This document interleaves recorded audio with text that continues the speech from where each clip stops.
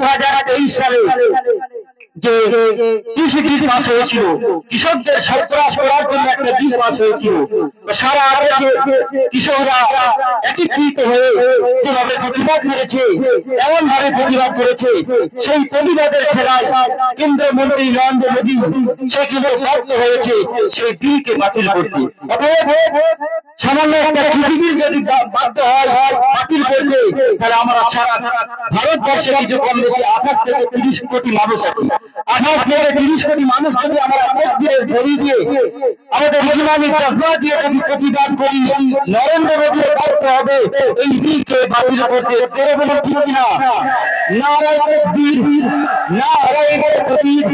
ওয়াকাবিল মানছি না, মানবে না, ওয়াকাবিল মানছি না, মানবে না। নরেন্দ্র মোদীর গালে হাত ভেঙে দাও, ঘুরিয়ে দাও। অমিত শাহর গালে হাত ভেঙে দাও, ঘুরিয়ে দাও। বিশ্বের মুসলিম নারায়ে তাকবীর। এই বলে আমরা আমার বক্তব্য সমাপ্ত করলাম। অল্প সময় সকলেই সর্বদা শান্তিপূর্ণভাবে যেখানে মিটিং করুন আপনারা শান্তি বজায় রাখবেন, কারণ আমাদের ধর্মই হলো শান্তি। অতএব অশান্তি করবেন না। আসসালামু আলাইকুম ওয়া রাহমাতুল্লাহি ওয়া বারাকাতুহু। ধন্যবাদ।